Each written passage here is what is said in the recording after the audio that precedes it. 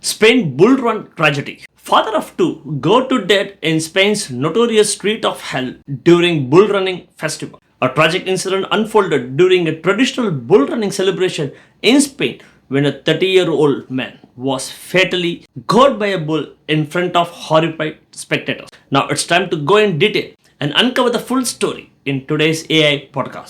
Picture a street so incredibly narrow that the whitewashed buildings almost feel like they're leaning in to, whisper to each other. Right, like they're closing in on you. Exactly. And you look up and the balconies are absolutely packed, just shoulder to shoulder with people looking down at you. And there are these ancient cobblestones beneath your feet, and the air is it's thick with anticipation. And then the ground itself starts to vibrate. Yeah, and it's not a subtle rumble either. No. It is a heavy, rhythmic, just terrifying pounding that echoes off those stone walls. Because you are standing at the bottom of a brutal bottleneck, and a half-ton of pure muscle, adrenaline, and horns is charging right at you. It's intense. It is. Welcome to the Street of Hell. So, okay, let's unpack this. Because today's deep dive is taking us straight into the heart of a recent, really devastating event at the annual San Marcos Festival in southern Spain. We're opening up a whole stack of local reports, eyewitness accounts, and cultural dispatches today. Right. But I want to make it clear up front. Our mission today isn't to, pass judgment on a centuries-old tradition. Oh, far from it. No, that's not what we're doing. Exactly. Our goal is to figure out what happens when unyielding rural heritage collides with, profound human loss. We want to understand the actual physical reality of what occurred on the ground, the unimaginable cultural ties of the people involved, and, I guess, the extreme psychology of communities that choose to look this kind of danger right in the eye. It's a deeply complex puzzle, honestly. Looking at these sources, we have this truly fascinating intersection of agricultural history, communal grief, and just absolute untamable peril. Yeah. And to truly grasp the broader cultural weight of these events, we can't just look at it from an outsider's perspective. We have to understand the mechanics of the danger itself. We really have to step directly into the streets of Beas de Segura. Right, so let's set the scene for everyone listening. Geographically, we are deep in the province of Jaén in southern Spain. And the timeline here is a Friday evening during the San Marcos festivities. And the specific location where this all unfolds is absolutely crucial. The reports zero in on an incident that occurred on Calle Palomares. Right. Which the locals, very pointedly, I might add, have nicknamed the Street of Hell. The Street of Hell. I mean, that sets a tone. It really does. And I think it's vital to pause on that for a second. What's fascinating here is the psychological and the physical environment of Calle Palomares. The very fact that the community uses that nickname indicates that they are fully aware of the extreme danger of this location. Yeah, they know what they're getting into. Exactly. It's not some tragically overlooked design flaw in the town's architecture. The peril is arguably the defining feature of that specific street. So the danger is the draw. The danger is the draw, yes. And from a purely physical standpoint, the danger makes perfect sense. I mean, think about the fluid dynamics of a river. Okay. If you take a wide rushing river and suddenly force all that water through a very narrow gorge, what happens? Whoa, the water speeds up, the pressure builds instantly. Right. The energy becomes violent and chaotic. Because the water doesn't have anywhere else to go but forward, and it just tears through whatever is in its path. Precisely. Now, replace that water with a fighting bull. Wow, yeah. These animals are massive, incredibly powerful creatures. When they are released into a wide plaza, they have space to, orient themselves. But when they're funneled into a bottleneck like the Street of Hell, their fight or flight proximity sensors are just completely overwhelmed. They're trapped. They feel trapped, yeah. The physical street architecture essentially acts as an amplifier for the animal's kinetic energy and its aggression. It is a crucible. Which brings us to the terrifying sequence of events detailed in these reports involving a 30-year-old man named Santiago Barrero San Roman. And this is really where the physical reality of that bottleneck becomes fatal. Yeah, the witness accounts and the footage from the scene, they paint a very grim picture. When the bull charged into that specific narrow section of the street, the sheer lack of space basically dictated everything that followed. Right. The reports say Roman was attempting to take cover. In all the chaos of the run, he tried to hide behind this roadside barrel that was positioned near a barrier. And you can imagine the sensory overload in that moment for you or me, right? Yeah. The screaming crowd, the thundering hooves. But the bull, clearly enraged and in this highly elevated state of stress, just turned quickly toward him. And it wasn't just a glancing blow either as it ran past. No. The animal violently thrashed using its neck muscles, and it actually lifted Roman entirely into the air with its horns. Oh, it's horrifying. And this is where we see the incredibly desperate, almost instinctive reaction from the crowd. Yeah, people tried to step in. They did. Witnesses are watching this nightmare unfold in real time, and several festival goers actually rushed directly into the path of this enraged animal to try and distract it. I mean, putting their own lives in immediate jeopardy. And the reports also mention another group of people who grabbed a rope that was attached to the bull, pulling on it with, like, everything they had in this desperate attempt to drag the animal away from Roman. Right. But when you read that detail, trying to pull a charging fighting bull away with a rope, it just feels futile. It's like trying to anchor a freight train with a piece of string. I'm really glad you brought that up because it perfectly highlights the physiological mismatch between human and animal. Yeah. Yeah, a fighting bull has a completely different center of gravity and muscle density compared to a human being. Their power is heavily concentrated in their neck and shoulders. So when a bull braces its legs and commits its kinetic energy to a target, a handful of people pulling on a rope from behind aren't just fighting the animal's weight, they're fighting thousands of pounds of torque. Right, it's not a tug-of-war you can win. Not at all. The physics are entirely against them. It's just beyond human capability to control in that moment. And tragically, the reports confirm that. The bull continued its assault, ramming Roman into a wooden fence, pinning him with its horns, and dragging his body along the ground before the crowd could finally desperately restrain it.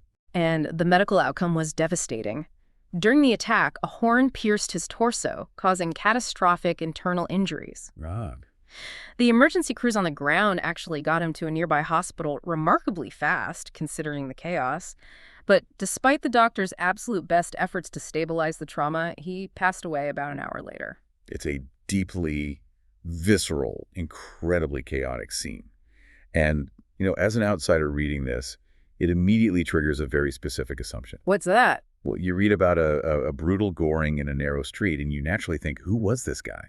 Was he an unsuspecting tourist who just wandered past the barricades? Yeah. Or maybe, a reckless thrill seeker chasing social media clout who didn't know what he was doing? Right. That is absolutely the most common narrative, yes. But according to the sources, that couldn't be further from the truth. And this leads us right into what might be the most paradoxical, heartbreaking element of these reports. Yeah. Santiago Barrero San Ramon wasn't a tourist.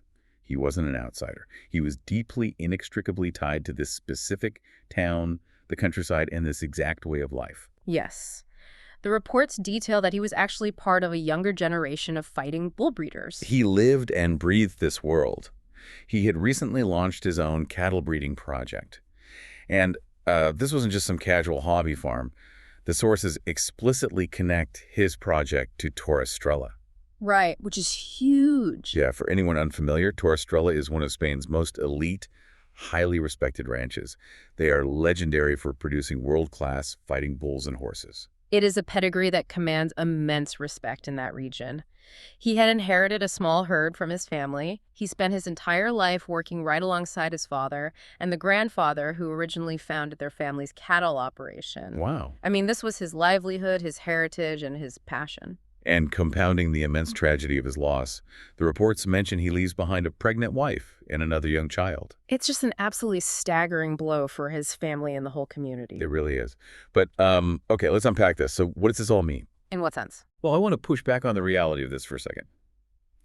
If he lived and breathed cattle breeding, if he was literally raising the next generation of fighting bulls and had worked with them his entire life alongside his father and grandfather, didn't he know the animal's behavior better than anyone on that street? Yes, theoretically. So I find myself wondering, does his lifetime of absolute expertise make this tragedy more shocking?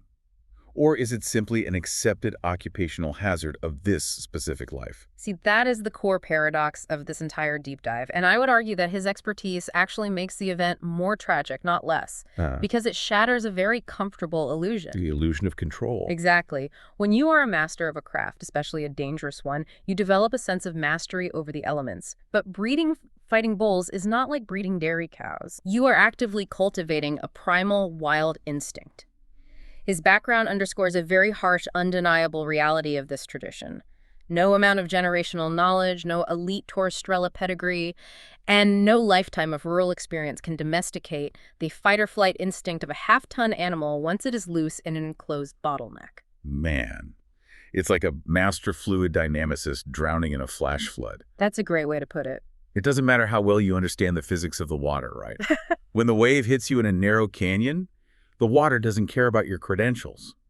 The bull didn't know he was a breeder. Yeah, that's a very apt way to look at it, yes. Familiarity in this arena absolutely does not guarantee safety. The danger of the street of hell is absolute. It is a wild, unpredictable variable. Yeah.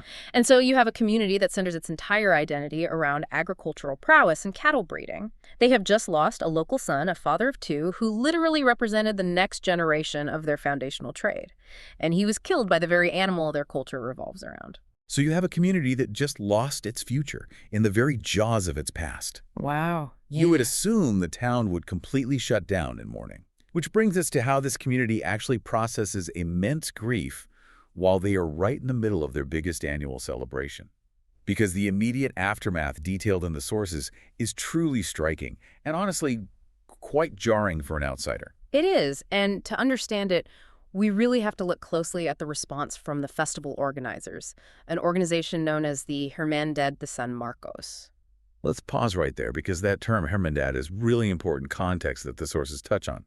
For you listening, a Hermandad isn't just a generic event committee or like a local town council that issues trade permits. Right. It's much deeper than that. It translates to brotherhood. In rural Spain, these are deeply entrenched cultural and religious organizations that have existed for centuries. They basically organize the town's social fabric. So when they speak, they are speaking with the full historical and spiritual weight of the community. That's a crucial distinction. And the Hermandad released a very emotional public statement expressing their deep sorrow. They offered profound condolences to his family, and they called for unity and communal support during a time of immense grief. And just to establish the timeline here, the San Marcos Festival is one of the region's most recognized traditional events. It's a massive deal, running annually from April 22nd to April 25th. Yes. Now here's where it gets really interesting. Despite this fatal attack, despite the horrific death of a prominent local breeder right in front of hundreds of spectators, the festival continued exactly as scheduled. The only alteration to the rigid schedule was that the organizers held a formal minute of silence in Roman's memory, and then the bulls ran again. For you listening, I want you to really visualize this. Imagine a major defining event in your hometown, like a massive local festival, a state fair, a marathon, whatever. Imagine a prominent, deeply loved local figure tragically dies during the event right in front of the crowd. In almost any other context, the event shuts down immediately. Right. The permits get pulled, the police tape goes up, investigations start, and everyone goes home in a state of absolute shock. But here, they observe a minute of silence, and then the event just keeps going. Yeah. That is a massive cognitive dissonance for anyone outside looking in. It's a completely different philosophy of how risk and grief are processed. It is a stark contrast, and I completely understand why it feels jarring. But if we connect this to the bigger picture, we can start to unpack the underlying logic of that continuation. Okay, I'm listening. Within this specific centuries-old cultural framework, stopping the festival might be viewed by the community not as a sign of respect for the fallen, but as a fundamental failure of the tradition itself. Wait, okay, you need to explain that. How is stopping out of respect a failure? Well, think about the role of the minute of silence. That is their established, structured cultural mechanism for mourning. It provides a communal space for grief.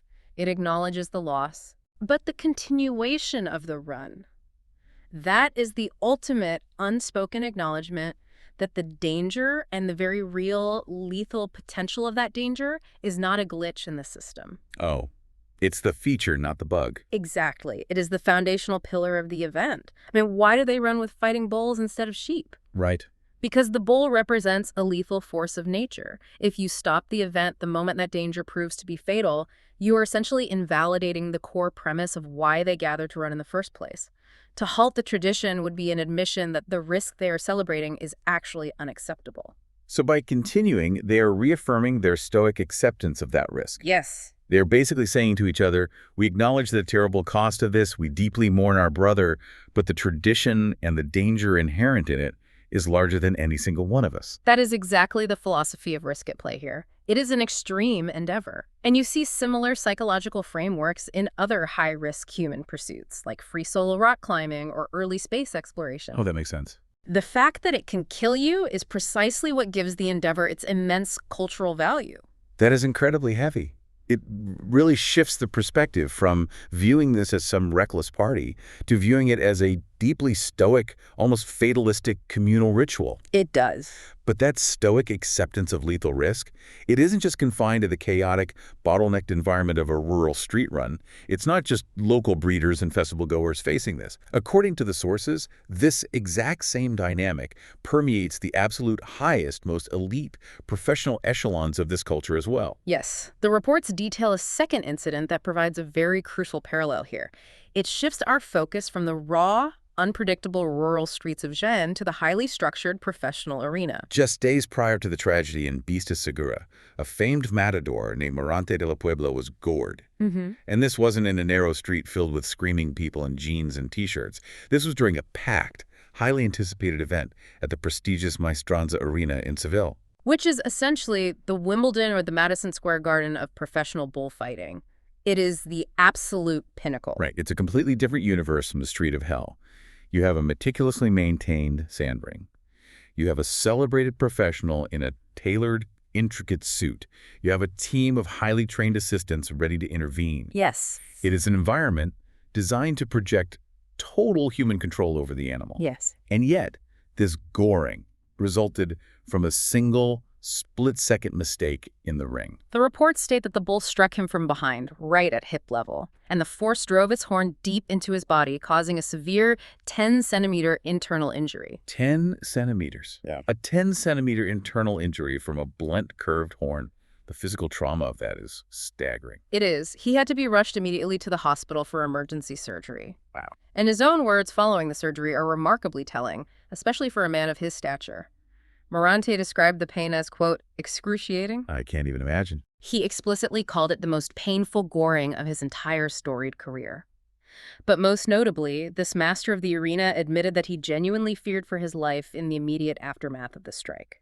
You look at these two events side by side, and the contrast is what makes the similarity so chilling. So? Well, you have the street of hell on one hand, raw, chaotic, bottlenecked, with everyday people in street clothes. And on the other hand, you have the Maestranza Arena, celebrated, controlled elite. But whether you are a local 30-year-old breeder hiding behind a roadside barrel or a famous matador standing in the center of a grand arena, the consequence of a single split-second miscalculation is exactly the same. This raises an important question about that illusion of control we discussed earlier with the breeder. Right. When someone of Morante de la Puebla's caliber, a man who has dedicated his entire life to mastering the geometry and psychology of the bull in a controlled ring, freely admits to fearing for his life from a single misstep, it entirely strips away the myth of total professional control. It completely levels the playing field. It's the great equalizer. I mean, the bull does not care about your Torrestrella pedigree, and it does not care about your tailored suit in Seville. Exactly. It reinforces the central unifying theme connecting all of these sources. The inherent, untamable danger of the bull is a constant. That single raw element links the rural festival goer in a Jaén Street to the celebrated professional in Seville. Right. The venue changes, the attire changes, the level of training and the amount of money involved changes, but the fundamental lethal equation between human and animal remains entirely unchanged. It's a deeply sobering reality check. We've traced the harrowing physical reality of the street of hell and looked at the actual physics of why it's so dangerous. We've unpacked the heartbreaking irony of a generational breeder, a father of two, falling victim to the very primal instinct he was raising. And we've examined a culture where immense grief is observed with a powerful minute of silence right before the run continues. A reality that, as we just saw, extends from the rural cobblestones all the way to the grandest, most elite arenas of Seville. It is a profound narrative of human behavior. It's deeply rooted in history, where the boundary between deep reverence for an animal and the threat of catastrophic violence from that same animal is incredibly thin. So as we wrap up this deep dive, I want you listening to consider how you view risk, control, and tradition in your own life. When we look at the San Marcos Festival or the Maestranza Arena, we aren't just looking at dangerous events or shocking news stories. We are looking at a community's incredibly complex relationship with its own history, its identity, and ultimately its own mortality. And as you reflect on that, I'll leave you with a final thought to mull over on your own. Okay. We've seen how deeply entwined this lethal danger is with the local identity, to the point where lifelong familiarity offers absolutely no protection, and profound tragedy cannot halt the momentum of the tradition. Right. But if a community's cultural heritage is intrinsically tied to an activity that regularly threatens the lives of its own practitioners, at what point does the human cost of preserving that history begin to rewrite the very meaning of the tradition itself? Are you preserving the past or simply surviving it?